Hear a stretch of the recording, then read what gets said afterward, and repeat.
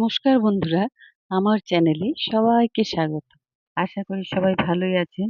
আজকে আমি দুটো রেসিপি একসঙ্গে এনেছি। কলমি শাক ও চাল কুমড়ো পুরের রেসিপি। এই দেখুন,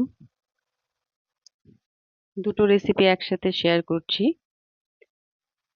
কলমি শাক, দেখুন কলমি শাকটা আমি একেবারে তাজা কলমি শাক। এর সাথে আমি নিয়েছি আলু, বেগুন আর চটপটি। আমরা এখানে এটাকে চটপটি বলি, আপনারা কি বলেন জানি না। তো দুটো আলু, এই দেখুন এটাকে আমরা চটপটি বলি। আর একটা বেগুন নিয়েছি। এ দিয়ে একটা ঝোল তৈরি করব, মাখা মাখা ঝোল একটা কলমি শাকের। প্রথমে আলুটাকে আমি এভাবে কেটে ধুয়ে নিয়েছি। এবার আলুটা একটু সেদ্ধ করে নেব। জল দিয়ে আলুগুলো দিয়ে দিলাম। দেখুন ফুটতে শুরু করেছে। বেশ খানিকক্ষণ ফুটিয়ে আমি আলুগুলো জল থেকে উঠিয়ে নিলাম। কলমি শাকটাকে ভালো করে ধুয়ে নিলাম। নিয়ে এবার এর নরম নরম জায়গাগুলো শুধু দেব। পাতার জায়গা আর নরম ডুগাগুলো দিয়ে আজকের রেসিপিটা তৈরি করব। কড়ায় তেল দিয়ে আমি কাঁচা লঙ্কা, কালো জিরে ফোড়ন দিয়ে আলুটা দিয়ে দিলাম। আর বেগুন, চটপটি কেটে রেখেছিলাম, এগুলো দিয়ে দিচ্ছি। দিয়ে ভালো করে নেড়েচেড়ে মিশিয়ে নিচ্ছি। গরমের দিনে একটা সুস্বাদু আর অনেক পুষ্টিকর খাবার একটা।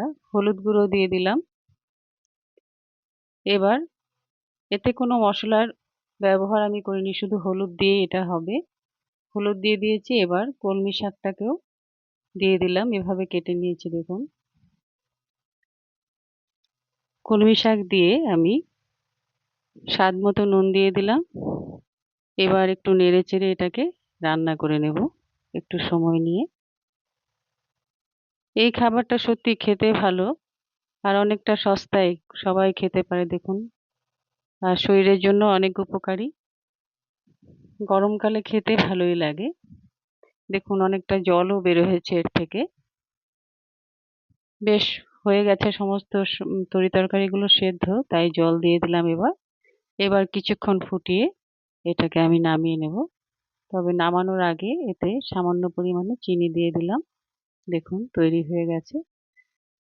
চিনি দিয়ে একটু কাঁচা লঙ্কা বাটাও এতে দিয়ে দেব।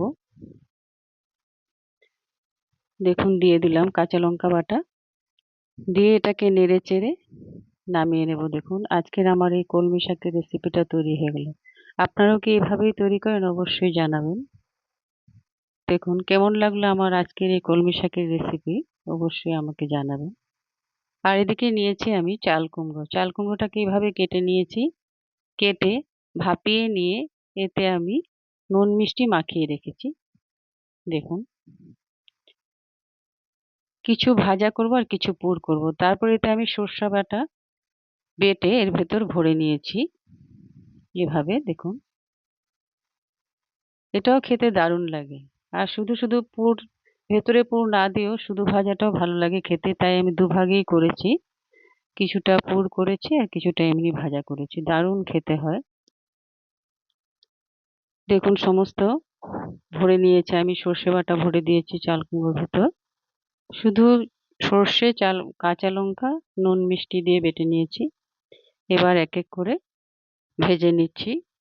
শুধু চাল কুমড়ো কয়েক টুকরো ভেজে নিয়েছি আর পুর থাকাও ভেজে নিয়েছি।